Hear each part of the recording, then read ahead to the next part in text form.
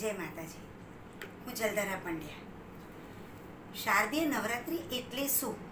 તો શરદ ઋતુમાં આવતી હોવાથી આપણે તેને શારદીય નવરાત્રિ કહીએ છીએ. નવરાત્રિ દરમિયાન અનુષ્ઠાનનું ખૂબ જ મહત્ત્વ છે અને અનુષ્ઠાન ક્યારે કરવું જોઈએ ને કેવી રીતના કરવું જોઈએ તેની વાત કરીએ આજે. તો સામાન્ય રીતે આપણે કોઈ પણ વસ્તુનો મંત્ર જાપ આપણે કરીએ તો રાત્રે જ્યારે કરવામાં આવે તો તે કેવી હોય છે? તંત્ર, મેલી વિદ્યા કે નકારાત્મક વસ્તુઓ માટે કરતા હોય છે. પણ મિત્રો, આ નવરાત્રિ એટલે કે 9 અંક એટલે કે પૂર્ણ અંક છે. બીજું, નવરાત્રિ દિવસ અને રાત્રે તમે આ જપ કરો તો તેનું તમને સાત્વિક ફળ મળે છે અને તે મંત્ર સિદ્ધ પણ જલ્દી થાય છે. મિત્રો, અનુષ્ઠાન કેવી રીતના કરવું જોઈએ?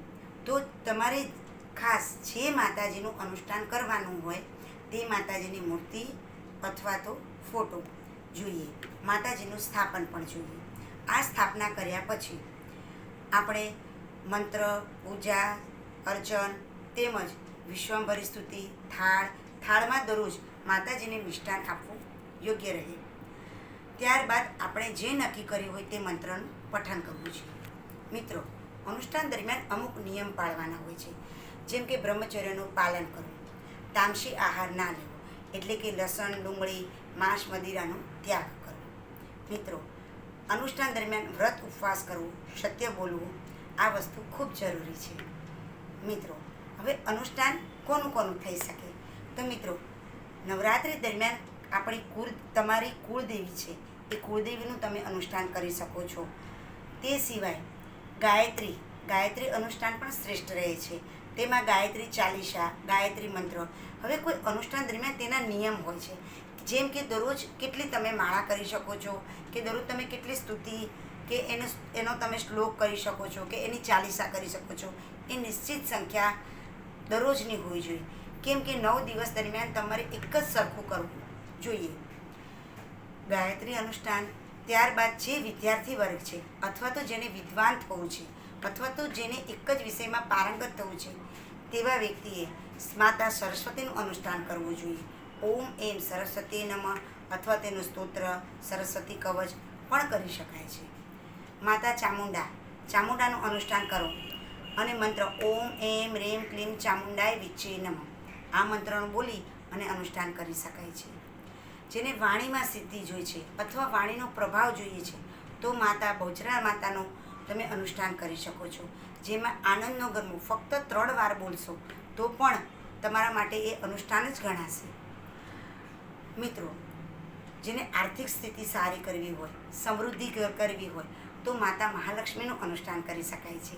એટલે કે મહાલક્ષ્મીને કમળ ચડાવવું, કમર કાકડીની માળાથી તેને મંત્ર જાપ કરવા. ઓમ શ્રી નમઃ આ મંત્ર શ્રેષ્ઠ રહે છે. મિત્રો, કોઈ પણ કારણ વગર તમને સરકારી દંડ, સજા, કોર્ટ કચેરી કે શત્રુઓથી હાનિ, શત્રુ ભય આવું હોય કે તમારો એવો સમય તમને લાગતો હોય તો આ નવરાત્રિ દરમિયાન મહાકાળી માતા, બગલામુખી માતા, કામાખ્યા માતાજીનું તમે જે કંઈ પણ મંત્ર કરશો તો એનું સાત્વિક મંત્રરૂપી તમને શુભ જ ફળ મળશે અને શત્રુ વિજય બની શકશો. મિત્રો, અનુષ્ઠાન કર્યા પછી ખાસ દશેરાના દિવસે તમે જે કંઈ પણ મંત્ર, જાપ, સ્તુતિ કર્યા હોય તેનું તમે હવનરૂપી આહુતિ આપવી પડે. મિત્રો, તમને આમાંથી કશું જ ના સમજણ પડે કે કંઈ જ ના કરી શકો તો અંબે માતા એ શક્તિનું સ્વરૂપ છે, ભક્તિનું સ્વરૂપ છે.